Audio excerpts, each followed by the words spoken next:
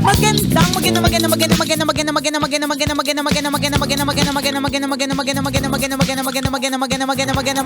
tanghali. Kumikinang na ulo, Diego Bandido.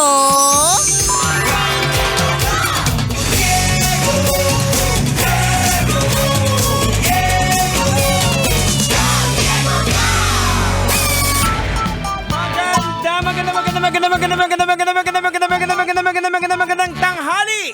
Kumikinang ina!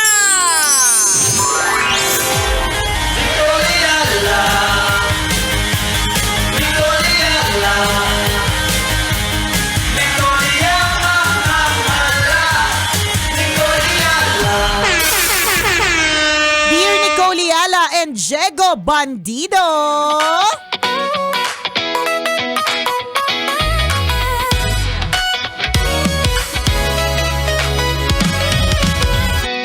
Ako po ay isang newbie sa kumpanyang aking pinagtatrabahuhan. I just graduated the March of last year and lagpas 1 year na po ako dito sa aming company. Kaya lang, hanggang ngayon, parang feeling ko wala pa akong ka-close at saka parang feeling ko hindi ko magamay-gabay yung trabaho. Ang nakaka-stress po is ang daming pinapagawa ng sabay-sabay.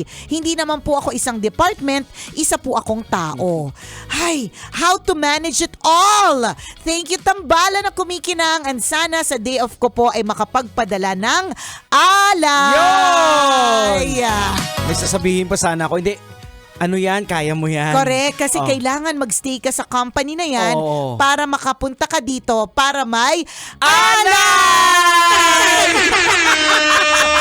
Hindi, sasabihin ko nga sana na 1 year ka na, feeling newbie ka pa rin. Parang ang lungkot naman. Diba? Ako ang sasabihin ko sa'yo, isa-isahin mo ano ba yung mga gusto mong gawin. Kasi minsan, yung brain natin, it tricks us, 'di ba? Yung sinasabi na the brain plays mind games on us. Kaya tingnan mo, lagi tayo nag-overthink. Na kapag kunyari, may sinabi na ganito si boss, umabot na sa ilang dekada yung in-overthink mo, pero sa totoo lang, hindi pa naman siya nangyayari. Isang maganda na nabasa ko kanina, naalala ko lang, while we overthink the worst situations, lagi tayong ganun Kunyari, basta lagi overthink na kung ano man, 'di ba? We can also overthink the best scenarios. 'Di ba? Kung carry natin, kung carry natin i-overthink lahat ng mga mali, lahat ng mga pwedeng mangyaring mali, 'di ba? Pwede din naman natin na i-practice yung brain natin na i-overthink naman natin yung mga best possible scenarios na mangyayari, 'di ba? So kung ikaw medyo more on naglilining ka sa negative, baliktarin mo na medyo lamang yung positive, pero may negative pa rin. Para naman, ready ka rin din. Para ready. Para hindi naman tayo tatanga-tanga pagdating ng pagsubok, 'di ba? So kailangan hindi lang lagi positive, tinitingnan din natin yung negative. Ang sinasabi ko na kanina na medyo isa-isahin mo kasi parang ang dami mong issue Ang issue mo ba dito is wala kang ka-close? Ang issue mo ba dito yung trabaho? Natambak daw? Natambak? Feeling mo isang department. Correct, 'di ba? May pangatlo. Feeling mo pang isang, siguro yung workload ay pang isang department. Isang tao ka lang naman. Well, welcome to the club. Ganun lang ang sasabihin namin sa'yo. Welcome to the world of the employed. Tama. Welcome to adulting. Welcome sa mundo ng mga tumatanda na talaga. Diba? Ganun po talaga. Sa katotohanan, hindi po porke ang job description natin ay ganito lang ang gagawin natin. Diba? Yun, ewan ko kung ngayon ba strict na po ba talaga ngayon ang mga kabataan, parang gusto nila kung ano lang yung nakasulat, yun lang yung gagawin. Kasi sa amin po talaga, nasanay na lang din po kami, which is hindi lang sa nasanay, bukod sa nasanay kami, ako tanggap ko yun na kapag nagmo-multitask kami.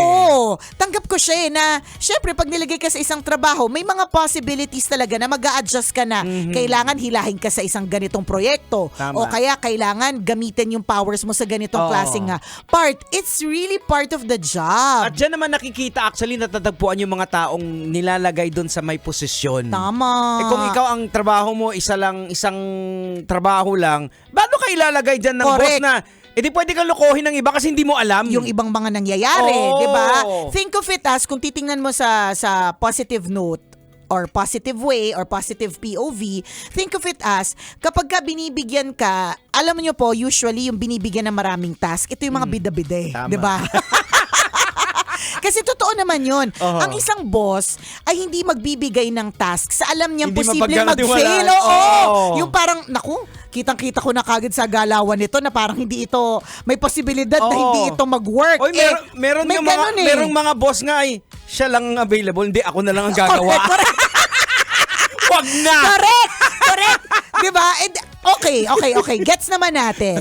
Na totoo naman din, ito ay para dun sa mga chill lang, petics lang. Totoo din naman eh. Whether tamad ka, sakto lang yung ginagawa mo according to your job description, or bida-bida ka, pare-parehas lang ang sweldo nyo.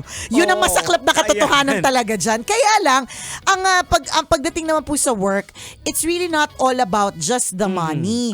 Diba? It's all about also, nag-grow ba ako? Correct. May passionate pa ba ako? May fire pa ba ako sa ginagawa ko? Kasi once nawalaan lahat ng yan, minsan yung pera o hindi siya enough to sustain eh. Feeling ko lang hindi ko sure. Or possible Hindi ako siguro. magaling so huwag kayo maniwala.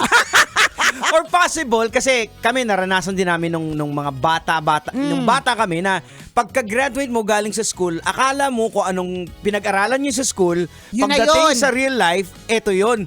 Hindi, magka-calibrate ka talaga. Oo, ganun talaga siya. So baka hindi ka pa nakaalis doon sa ganung mindset. So kinakailangan mo yakapin kung anong nangyayari sa Correct. paligid Kaya nga 'di ba ngayon.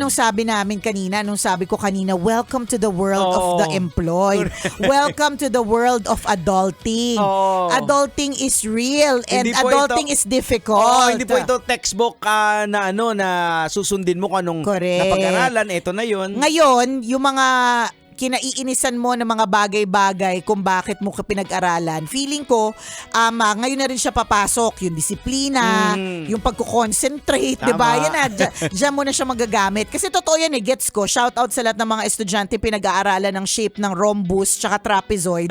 Saan ba namin naman talaga gagamitin yan?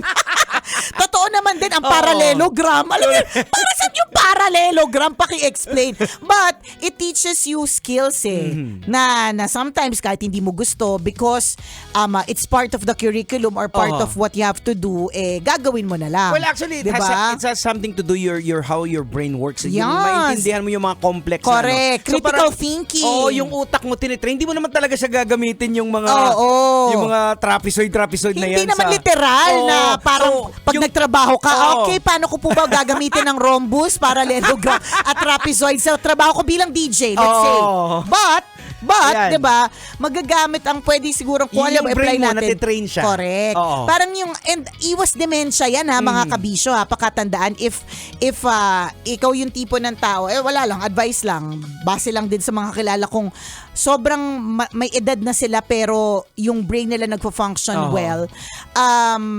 Ang ginagawa nila is hindi sila nag-aalaw na yung brain nila nagpe-petics. Oo. Para Nag-idle. 'di ba, Oo. nag-idle. So kung kailangan nilang magbilang, kung kailangan nilang mag-isip, gumawa ng mas marami, makakatulong 'yon para makaiwas sa demensya. Naalala ko nga si Manong Enrile nung buhay pa siya, isa sa mga interview niya, sabi niya, "Sir, ano bang ginagawa niyo na very active niya?" Ano ang ang sabi dahilan? niya, I never stop reading books. Ayan, Tuloy-tuloy. 'di ba? Oo. So kung i-apply natin yung sinabi niya dito sa nag-PM sa atin is that you never stop learning. Oo. And yung dun sa part na you never stop learning, kasama dun yung multitasking. Oo. Kasama dun yung minsan yung ginagawa mo pang isang department kahit isang tao ka lang. Pero hindi natin sinasabang tama yun Correct. Kasi ayaw din naman natin mag-overwork and Oo. underpaid, 'di ba? Ayaw din naman natin. Pero gusto natin na matuto tayo ng iba't ibang mga skills. Matuto tayo mag-adjust kasi tandaan mo kahit naman lumipat ka ng kumpanya, wala namang assurance na hindi ka bibigyan ng mas maraming Correct. trabaho Alam mo,